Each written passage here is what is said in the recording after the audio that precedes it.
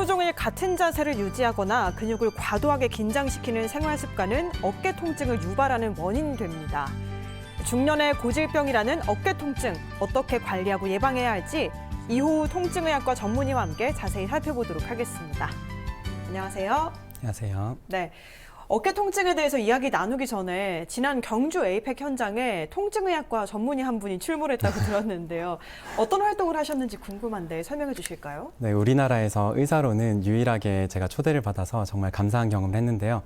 의사이자 크리에이터로 활동하고 있는 제가 영상으로 어떤 긍정적인 영향을 어떤 세상에 이렇게 전달하고 싶은지, 그리고 저희 비전에 대해서 이야기할 기회를 가졌습니다. 네. 굉장히 경주 에이펙에도 다녀오셨다고 하니까 오늘 통증의학과 관련해서 많은 걸 또 선생님께 여쭤봐야겠다는 생각이 드는데, 중년이 되면 슬슬 이 관절에 무리가 오는 시기잖아요. 특히 특별한 질환이 아니더라도 어깨가 좀 뭉친 것 같다, 어깨가 아프다 하는 분들이 참 많습니다. 주로 어떤 원인일까요? 굉장히 다양한 원인이 있는데 가장 대표적으로는 힘줄이 퇴행되는 것, 그리고 관절낭이 유착되고 염증이 생기는 게 있고요. 석회가 끼는 경우도 있습니다. 그리고 너무 많이 사용한 것으로 인해서 염증이 생기는 경우도 있고요. 자세가 불균형하거나 오랫동안 잘못 쓴 패턴이 누적돼서 통증이 생기기도 합니다. 가장 대표적으로는 오십견, 회전근개 증후군, 석회성 건염이 있습니다. 첫 번째로 오십견은 관절낭이 두꺼워지고 유착되는 병이고요. 어깨가 갑자기 굳어서 화장실 볼일 뒤처리하기가 어렵다, 이런 말씀을 하게 되는 질환입니다. 네. 두 번째로 회전근개 증후군의 경우에는 힘줄이 닳거나 부분적으로 찢어지면서 어깨를 들 때 특정 각도에서 굉장히 아파지는 질환이고요. 세 번째로 흔한 석회성 건염의 경우에는 힘줄에 석회, 말 그대로 돌이 끼면서 갑자기 어느 날부터 어깨가 굉장히 아파지는 질환입니다. 네. 방금 말씀해 주신 이 세 가지 대표 질환을 중심으로 살펴보려고 하는데요. 일단 50대가 되면 생긴다는 오십견. 정말 그 이름대로 50대가 되면 주의를 해야 하는 건지, 어떻게 발생하게 되는 건지 설명해 주시죠. 우선 오십견의 공식 명칭은 유착성 관절낭염입니다. 이게 느낌이 정말 어깨가 굳어서 뭔가 찢어진 듯한 느낌이 들 수가 있는데요. 실제로는 어떤 힘줄이 찢어진 건 아니고요. 이 관절낭 자체가 유착돼서 달라붙은 병이에요. 네. 엑스레이로는 확인이 어렵지만 MRI나 초음파를 통해서는 관절낭이 두꺼워진 게 확인이 됩니다. 또 흔히 오해하는 게 오십견이라 하니까 50대에만 걸릴 것 같잖아요. 네. 근데 실제로는 30대에서 60대까지 굉장히 다양한 연령에서 잘 걸릴 수 있고요. 당뇨가 있으면 또 발생률이 5배나 올라가고, 갑상선 기능 저하증이 있거나 갑상선 기능 항진증이 있어도 이 발생률이 올라가게 됩니다. 오십견의 원인이 완벽하게 이해가 되지 않았어요. 주로 이야기가 되고 있는 기전은 이 관절낭이 노화되면서 어떤 염증과 유착이 생기는 게 아닌가 생각을 하고 있지만 완전히 이해가 된 게 아닙니다. 네. 그래서 참 갑자기 생겨서 다들 당황하는 거죠. 예. 50대가 돼서 생기는 오십견이라기보다는 이름이 그렇게 붙은 거군요. 맞습니다. 다만 추정하기로는 노화와 좀 연관이 있는 것으로 보면 되는 걸까요? 네, 그렇게 볼 수 있습니다. 네. 근데 이 추워서 몸이 좀 움츠러들면 아무래도 어깨가 좀 뭉치기도 하잖아요. 네.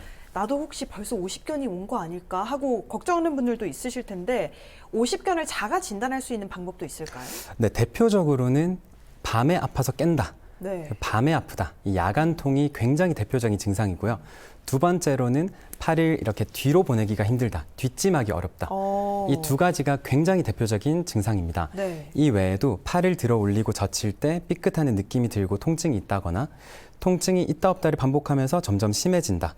또는 몸을 씻을 때 어깨를 씻기가 힘들다든지, 멀리 있는 물건을 잡는 것이 힘들다. 이런 다양한 증상이 있는데, 앞서 말씀드린 밤에 아픈 거, 뒷짐이 안 되는 거, 네. 이 두 가지가 있으면서 다른 증상도 한두 개가 있다고 하면은 그러면 병원에서 꼭 검사를 받아보시는 게 좋겠습니다. 네. 밤에 아프고 뒷짐지는 게 힘들면 병원을 찾아라, 이렇게 말씀해 주셨는데요. 맞습니다. 예전에 어르신들은 오십견 하면 보통은 이 한약방이나 아니면은 그런 한의학 그 병원에 가서 침을 맞곤 했었는데, 어깨 병이다 보니까 워낙에 치료가 어려울 것도 같거든요. 어떤 치료법이 있을까요? 일단 오십견을 기본적으로 그렇게 치료를 했던 이유는 시간이 지나면 무조건 낫기는 나아요. 근데 가만히 두면 길게는 1년, 2년까지도 어깨가 굳어서 뒷짐이 안 돼요. 그렇기 때문에 통증 치료가 굉장히 중요한데, 네. 이 초기에 통증을 확실히 잡아줄 수 있는 병원 치료가 저는 침 치료보다 조금 더 추천이 된다고 말씀드릴 수 있겠습니다. 예. 우선 치료는 3단계가 있다고 볼 수 있는데요. 첫 번째는 약물과 주사 치료예요. 우선은 이 통증이 별로 심하지 않고 뒷짐이나 이런 가동성이 어느 정도는 나오는 상태다. 그러면 먹는 진통 소염제를 먹으면서 관절각 내에 아주 소량의 스테로이드 주사를 넣어주면 굉장히 효과적이에요. 네. 주사를 맞자마자 통증이 50% 이상 감소하고 갑자기 어깨가 막 돌아가요. 네. 그런 경험을 하게 됩니다. 그러면 이렇게 통증이 조절되면 통증이 70%에서 80%까지 조절이 됐다. 그러면은 그때부터 중요한 건 스트레칭이에요. 가장 추천드린 스트레칭은 철봉에 매달리기인데 요즘에 집에 문간에 철봉 설치한 분들이 많잖아요. 네. 근데 그건 좀 좁아요. 그래서 가장 추천드리는 건 공원에 있는 넓은 철봉에 시원하게 매달려가지고 하루 한 10분 정도 매달려서 관절낭을 풀어주는 걸 추천을 드리고요. 이런 분들도 있을 거예요. 나 주사 맞았는데 안 낫던데? 이런 분들이 있어요. 그런 경우에는 브리즈망 관절 수동술이라는 이름이 복잡하지만 아주 간단한 치료가 있습니다. 네. 이거는 목에서 어깨로 가는 신경을 마취를 한 다음에 통증을 못 느끼게 만들고 의사가 직접 어깨를 막 잡아서 이렇게 풀어주는 거예요. 근데 하자마자 좋아져요. 이걸 하면 거의 그렇게 치료가 안 되는 분들도 굉장히 잘 치료가 되기 때문에 이걸 하고 나서 통증이 조절되고 가동성이 나오면 그때부터 스트레칭을 해주시면 됩니다. 네. 시간이 지나면 좋아지기도 한다. 다만 그 사이에 통증 관리가 중요하다. 이렇게 맞습니다. 보면 될까요? 네. 그리고 오십견이랑 좀 비슷한데 우리가 흔히 오십견이라고 오해하지만 사실 그게 아닌 질환도 있습니다. 네. 바로 회전근개 질환인데요. 이름이 오십견보다는 좀 어렵게 느껴지는데 정확히 어떤 부위인지 어떤 질환일까요? 일단 그냥 회전근개라는 거는 네. 어깨를 감싸고 있는 힘줄 4개를 말하는데 네. 일반인들 입장에서는 그냥 간단하게 어깨를 안정화시켜주고 어깨를 좀 들어주고 어깨를 돌려주는 데 사용되는 힘줄이다. 이 정도로 생각을 하고 계시는 게 좋습니다. 예. 회전근개 질환이라 하는 것은 이게 굉장히 브로드합니다. 이 힘줄에 염증이 조금 생긴 것도 회전근개 질환이고 힘줄이 좀 부어서 건증이 생겼다. 이것도 회전근개 질환. 힘줄이 파열된 것도 회전근개 증후군. 이렇게 회전근개 질환이라 불러요. 그러니까 좀 헷갈리는 거죠. 네. 그리고 이게 생기는 연령대가 40대에서 60대로 50견과 비슷해요. 그러니까 또 헷갈리는 요소가 하나 더 있는 거죠. 그러면 회전근개 손상은 왜 생기냐? 첫 번째로 가장 대표적으로는 그냥 나이가 들어서 힘줄이 닳아서 생기는 거예요. 나는 다친 적도 없고 무거운 걸 든 적도 없는데 갑자기 어느 날부터 어깨가 아파서 병원에 왔더니 회전근개가 파열된 경우도 많아요. 네, 이게 손상이 미세 손상이 누적되다 보니까 네. 특별한 이벤트가 없이도 다치는 거죠. 그 다음으로는 물론 과사용이나 너무 많이 반복적인 동작을 하는 테니스 선수, 배드민턴 선수 또는 운동을 너무 좋아한다. 또는 청소나 페인트 칠 이런 걸 한다. 그러면서 이제 손상이 실제로 그 반복적인 동작에 의해서 와서 회전근개 손상이 생기는 경우도 있습니다. 마지막으로는 급성 파열인데요. 네. 넘어지면서 손을 짚었거나 멀리 있는 물건을 쭉 뻗어서 들다가 뚝거리는 소리가 나거나 이런 경우로 회전근개가 실제 손상되는 경우도 있습니다. 네. 어깨 힘줄에 생기는 염증이라던가 파열이라던가 이런 걸 다 통칭해서 회전근개 질환이라고 하는 거군요. 맞습니다. 네. 근데 이 회전근개 질환도 어깨가 아픈 게 주요 증상이고 오십견도 마찬가지고 환자 입장에서는 이게 회전근개 질환인지 오십견인지 파악하기가 쉽진 않을 것 같은데요. 그렇죠. 차이점이 있을까요? 일단 저는 죄송합니다. 3가지를 말씀을 드리는데요. 네. 팔을 들 때 찌릿한데 한 60도에서 120도 사이에서 특히 더 찌릿하다, 특히 더 아프다. 네. 이러면 회전근개 증후군을 좀 의심을 해볼 수 있고요. 오십견의 경우에는 각도와 관계없어요. 그냥 막 뻣뻣하고 팔이 안 움직입니다.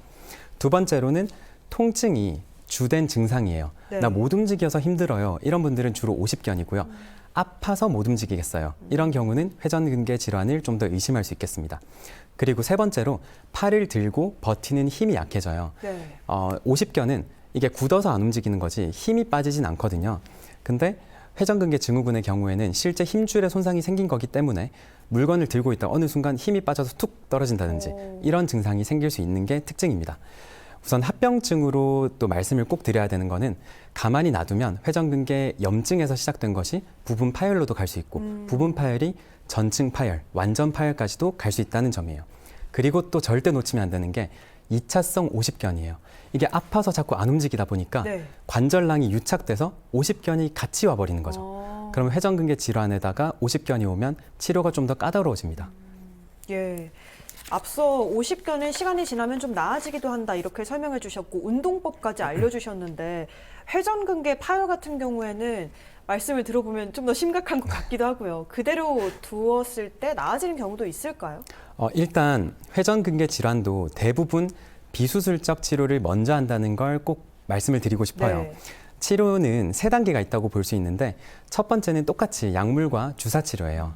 이 경우에도 염증이 경미한 경우에는 그냥 먹는 항염증제를 먹으면서 좀 지켜볼 수도 있고요. 예. 또는 견봉하라는 공간에 이 소량의 스테로이드 치료를 해서 통증을 줄여줄 수도 있습니다. 이 초창기에 통증 줄이는 게 중요한 게 2차성 50견이 생기지 않도록 하기 위해서입니다. 네. 그리고 통증이 잡힌 후에는 힘줄에 손상이 있다고 해도 스트레칭과 근력 운동이 중요해요. 힘줄이 찢어져 있다 하면 굉장히 겁을 먹으시는데 남아있는 힘줄과 주변 근육을 강화하면 대부분 일상생활이 충분히 가능합니다. 그렇기 때문에 이때도 스트레칭과 근력 운동이 중요하겠고요. 마지막으로 콜라겐 재생 치료도 있습니다.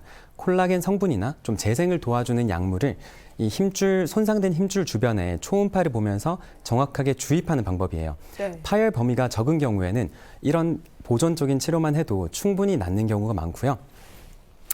반면에 수술을 고려하는 경우도 있습니다. 이게 힘줄이 완전히 끊어진 경우, 완전 파열, 전증 파열이다 하면은 네. 응급으로 수술을 해야 하고 다친 다음에 갑자기 팔이 안 들린다. 이런 경우에도 수술을 좀 고려하는 게 맞겠습니다.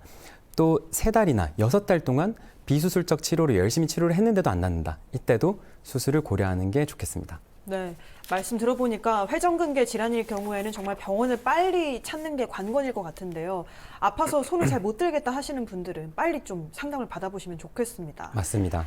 자, 그리고 다음으로는 갑작스럽게 극심한 통증을 유발한다는 석회성 건염입니다. 석회성이라는 말만 들어도 굉장히 아플 것 같은데 이게 석회가 쌓이는 거라고요, 어깨에? 네, 석회성 건염은 힘줄 안에 이 돌이 생기는 거예요. 네. 근데 돌이 생긴다 하니까 깜짝 놀라는 분들이 많거든요. 예. 네. 이 돌이 생기는 게 극상근 힘줄이라고 회전 근개 중 하나의 힘줄에 주로 자주 생기는데요. 이것도 원인이 정확하게 밝혀지진 않았어요. 근데 이제 주로 이야기되는 것은 힘줄로 가는 혈액 공급이 줄면서 힘줄 구성 세포가 약해져서 그래서 약해진 힘줄 조직에 칼슘이 침착되기 시작하는 거예요. 이거는 몸이 손상된 부위를 안정시키려고 하는 정상 반응입니다. 예. 근데 이렇게 쌓인 칼슘이 굳으면서 석회 덩어리가 되고요. 시간이 지나면 또 녹아서 없어집니다. 근데 특징이 있어요. 이게 돌이 생성될 때 아플 것 같지만 돌이 녹기 시작할 때 그때 통증을 극심하게 느끼게 됩니다. 돌이 녹을 때 왜 그렇게 아픈 걸까요? 급성 염증 반응이 일어나기 때문입니다. 그렇군요. 그러면 우리가 생각했을 때 치료법은 당연히 이 돌을 빼내는 걸 텐데 수술적인 치료법 말고는 없을까요? 저도 돌이 있다고 말씀을 드리면 네. 환자분들이 제일 먼저 말씀하시는 게 빨리 돌 빼야겠다 네. 이 말씀을 하세요. 근데 석회는 무조건 제거할 필요가 있는 건 아니에요. 왜 그러냐? 결국에 얘는 없어지거든요. 근데 자연적으로 녹아서 없어지는 건 맞지만 이걸 그대로 두면 통증 때문에 또 어깨가 굳어버릴 수가 있어요. 50견이 생길 수도 있는 거죠. 예. 그래서 보존적인 치료를 좀 적합하게 해주는 게 중요하겠습니다. 대표적으로 약물 치료, 주사 치료인데 회전근개 질환과 동일하게 먹는 약을 좀 먹으면서 이 견봉하 공간에 소량의 스테로이드 주사를 넣어주면 이 통증 자체가 굉장히 좋아져요. 네. 그래서 다 나은 줄 착각할 만큼 좋아지는 경우가 많고요. 이때도 물리치료 재활이 중요해요. 통증이 줄어들면 돌이 있다고 해서 움직이지 않으려는 분들이 있는데 오히려 움직여주면서 어깨 힘줄을 풀어주는 게 더 좋습니다. 네. 그렇게 해야지 또 무서운 이 50견을 피할 수가 있습니다. 또 석회 제거 시술을 초음파를 보면서 하는 경우도 있어요. 근데 이 경우에는 이 석회가 좀 큰 경우에 하는데 바늘을 2개를 꽂아가지고 네. 그냥 국소 마취만 하고 바늘 2개 꽂아서 한쪽으로는 녹이고 한쪽으로는 빼내고 이렇게 초음파를 보면서도 충분히 석회를 제거할 수 있습니다. 수술을 하는 경우는 굉장히 드물어요. 네, 정말 드물고 석회가 너무 크거나 통증이 너무 심하거나 이런 경우에는 수술을 고려해 볼 수 있지만 굉장히 드물다고 알아두시면 되겠습니다. 네. 오늘 전반적으로 이 어깨 질환에 대해서 말씀을 들어보니까 평상시에도 과도하지 않게 좀 스트레칭을 잘 해주는 게 중요하겠다 이런 생각도 드는데요. 매우 중요합니다. 네. 한편으로는 어깨 역시 좀 관절로 이루어진 부위이기 때문에 류마티스 관절염이라던가 이런 질환을 앓고 계신 분들은 더 위험할 것 같은데 어떻습니까? 네, 실제로 류마티스 관절염, 통풍, 기타 이제 다양한 퇴행성 관절염이 있으신 분들의 경우에는 물론 이 어깨 질환이 더 잘 발생을 해요. 네. 특히 류마티스 관절염의 경우에는 이 어떤 통계에 따르면 회전근개 질환과 오십견의 발생률이 2배 가까이 높아진다는 결과도 있습니다. 원인으로 추정되는 것은 류마티스 관절염이 있으면 스테로이드나 이 자가 면역 억제제를 드시게 되는데 그런 이 약제들이 염증을 줄여주지만 힘줄은 약하게 만드는 것으로 알려져 있어요. 네. 그런 원인 때문에 이 다른 관절염이 있으신 분들은 좀 더 주의를 하셔야겠습니다. 예. 그리고 또 목 디스크가 있어도 어깨 통증을 유발하는 것으로 보통 알려져 있는데요. 실제로 어깨가 아파서 갔는데 목 디스크였다. 뭐 이런 진단을 받는 분들도 네. 있고요. 목 디스크를 해결해야만 어깨 통증도 사라지는 건가요? 맞습니다. 이게 우리가 어깨라 부르는 걸 네. 어디까지를 어깨라 부를 것이냐 이걸 약속한 적이 없잖아요. 네. 그러니까 이렇게만 아파도 어깨라고 말씀을 많이 그렇죠. 하세요. 예. 이 뒷목과 승모근이 아파서 오시는 경우가 대부분 목 디스크 때문에 생기는 통증이고요. 어깨 질환은 이 바깥쪽, 요쪽 어깨가 아픈 경우가 많아요.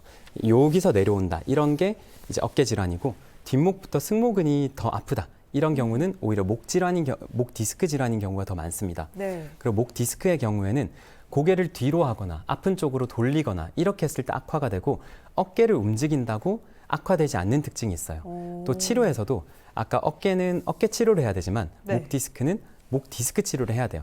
대표적으로 이 경추 경막의 신경 차단술 같은 그런 신경 치료를 해야지 통증이 없어집니다. 네. 치료법이 다른 만큼 이것도 또 정확한 진단이 필요한 부분인데요.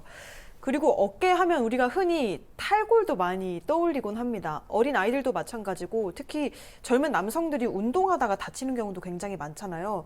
탈골이 됐을 때 스스로 붙이는 이렇게 맞추는 경우도 있는데 이렇게 해도 되는 건지 어떻게 대처하면 좋을까요? 일단 습관성 어깨 탈골이라는 게 저도 몇 번 끼어본 적이 있는데요. 아, 정말요? 네. 예. 이 한 번 처음에 손상이 될 때 그때 관절순이라는 이 어깨 관절을 싸주는 요 보호 장치가 찢어지는 경우가 있어요. 네. 이걸 벤카트 병변이라 합니다. 이 병변이 생긴 경우에는 이제 그 보호 장치가 없어지니까 조립이 잘 안 되는 거예요. 자꾸 빠지는 거죠. 그러면 이거를 탈골 될 때마다 끼워주면 그냥 끝이냐?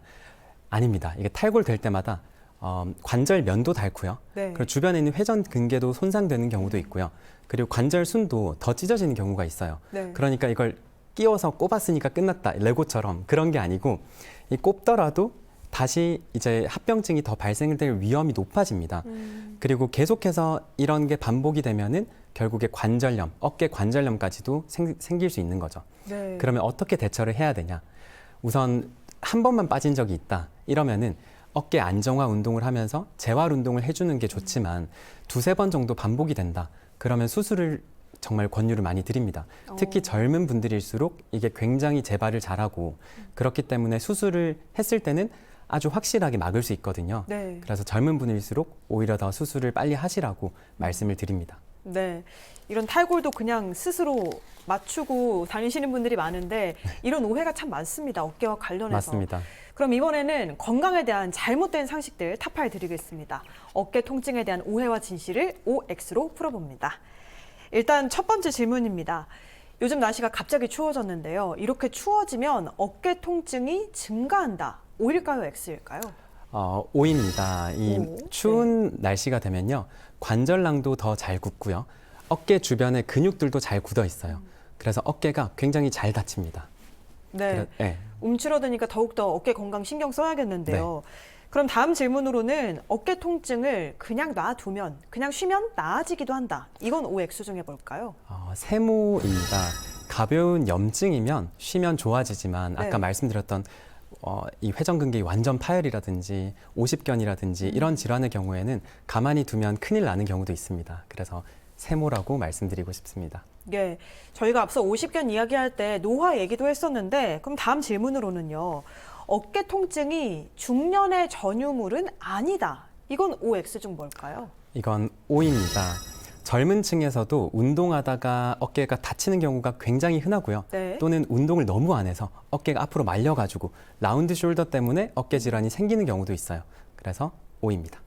저도 모르게 이렇게 어깨를 펴게 되는데요. 모두가 좀 조심해야 되는 부분인데 맞습니다. 그럼 다음 질문으로는 어깨 통증이 있을 때는 운동을 멈춰야 한다. O일까요? X일까요? 요거는 세모입니다. 이 급성기에는 쉬는 게 좋아요. 근데 아까 말씀드렸듯이 오십견도 그렇고 회전근개 질환도 그렇고 석회성 건염도 결국에 다 스트레칭, 운동이 중요합니다. 예. 그래서 약간의 통증이 있더라도 운동을 해주는 게 좋은 시기가 꽤 많습니다.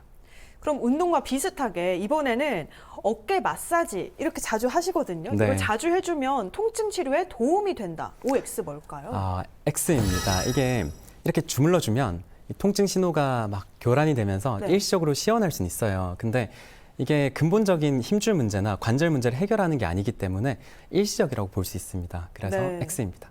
자주 이렇게 주물러 주는 것도 별로 안 좋은가요? 안 좋은 건 아닌데 도움되는 것도 아니라고 볼 수 있겠습니다. 예. 그럼 마지막 질문 드리겠습니다. 보통 어깨 수술을 떠올리면 수술은 최대한 늦게 하는 게 좋다 이런 이야기도 있는데요. 실제로 늦게 하는 게 좋다. O일까요? X일까요? X입니다. 아까 말씀드렸던 대로 이 어깨 탈골 같은 경우에는 정말 빨리 수술하는 게 좋은 경우도 있고요. 대부분은 비수술적 치료로 시도를 해볼 수 있지만 무조건 어깨 수술은 최대한 미루는 게 좋다. 이거는 정말 큰 오해인 것 같습니다. 네. 이렇게 어깨 건강과 관련한 오해와 진실들 OX로 풀어봤는데요. 그럼 지금부터는 건강한 어깨를 위한 솔루션을 시작합니다.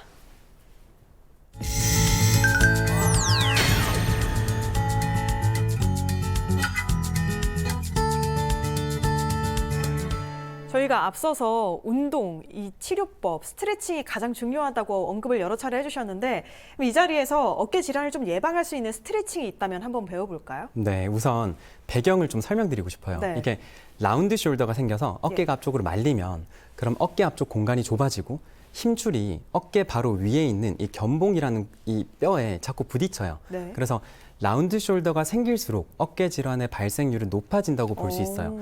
그렇기 때문에 이 어깨 운동 중에는 가장 좋은 것은 이 라운드 숄더를 없애주고 바깥으로 어깨를 좀 열어주는 운동이 좋아요. 네. 소위 말하는 펭귄 운동인데요. 이렇게 팔꿈치를 양쪽 옆구리에 딱 붙이고 네. 옆구리에서 떨어뜨리지 않고 네. 천천히 바깥으로 3초 네. 이렇게 펴주고 그리고 천천히 풀어주고 천천히 펴주고 네. 풀어주는 펭귄 운동입니다. 이 운동을 말씀을 드리면 보통 어르신들의 경우에는 굉장히 빨리 해요. 펭귄처럼 이렇게 네. 막 파닥파닥하는 이렇게. 네. 파닥파닥하면 효과가 없고요. 네. 그리고 그렇게 하면 팔꿈치가 떨어지게 돼요. 네. 팔꿈치가 떨어지는 순간 견갑골, 우리 날개뼈가 움직이면서 어깨에 좋은 운동이 아니게 됩니다. 그래서 천천히 해주시고 팔꿈치를 까딱까딱 빨리 하지 말고 네. 천천히 딱 붙인 상태에서 천천히 해주시고 네. 만약에 아프면은 범위를 좀 줄이셔도 돼요. 그리고 이게 익숙해졌다. 그러면 탄력 밴드 써가지고 좀 저항을 걸어서 탄력 밴드 잡고 하는 거죠. 네. 이렇게 해주면 극상근, 극하근이 강화되면서 손상을 좀 방지할 수 있고요. 어깨 앞쪽 이 압박이 감소하면서 어깨 앞쪽이 아프다는 전방 통증을 호소하시는 분들이 많거든요. 네. 이런 것도 좀 잡아줄 수 있고 마지막으로 견갑골을 안정시켜줘서 라운드 숄더가 좀 개선되는 효과가 있겠습니다. 네. 이런 스트레칭도 중요하지만 궁극적으로는 또 우리가 일상생활에서 자세도 참 네. 중요할 것 같은데요. 올바른 자세도 알려주실까요? 네, 제가 정말 자세를 중요하게 생각해요. 네. 제가 꼭 지키는 4가지 생활 수칙을 알려드릴게요. 첫 번째, 스마트폰이나 모니터 볼 때 시선은 정면으로 맞추기. 대부분 이 업무 환경에 있으신 분들은 컴퓨터 모니터 막 이렇게 고개를 뺏어 맞아요. 보세요. 이렇게 내리게 되죠. 그렇죠. 예. 고개가 빠지면 어깨는 말립니다. 그래서 스마트폰을 항상 시선 높이, 그리고 컴퓨터 모니터도 항상 시선 높이로 두는 게 굉장히 중요하고요. 네. 두 번째로 오래 앉아 있을 때는 30분마다 스트레칭 꼭 해주기. 30분 지났다. 그러면은 어깨를 다시 아까 펭귄 운동을 해주셔도 좋고 네. 이렇게 완전히 펴주는 거죠. 어깨를 펴주고 가슴을 열어주는 그런 스트레칭을 해주시는 게 굉장히 좋고요. 세 번째로 이거 많이 놓치시는데 네. 무거운 물건을 몸에서 멀리 두고 잡지 않는 거예요. 여성분들이 굉장히 많이 하세요. 예. 멀리 있는 물건을 그냥 이렇게 막 잡는 거죠. 이렇게 막 네네. 잡아 당기는 거죠. 근데 그렇게 하면 어깨 힘줄이 과도하게 긴장을 하면서 이 힘줄 손상이 생길 수 있어요. 그래서 항상 물건은 가깝게 잡아서 코어 힘 그리고 이두박근 네. 여성분들한테 좀 부족한 이두박근의 힘으로 자꾸 들려고 습관을 잡아야 됩니다. 마지막 4번째는 말씀드렸던 이 외회전 운동, 펭귄 운동을 꾸준히 좀 틈틈이 하루에 10분이라도 꼭 해주시는 게 중요하겠습니다. 네. 꿀팁인데요. 정말 이 4가지 꼭 좀 일상생활에서 지키시면 좋겠습니다. 자, 지금까지 이호우 통증의학과 전문의와 이야기 나눴습니다. 오늘 말씀 고맙습니다. 감사합니다. 다음 이 시간에는 침묵의 살인자로 불리는 고혈압에 대해 살펴봅니다. 관련해 궁금한 사항을 건강 365 코너 댓글란에 달아주시면 전문의와 함께 자세히 소개해드리도록 하겠습니다. 다음 시간에도 많은 기대 부탁드립니다.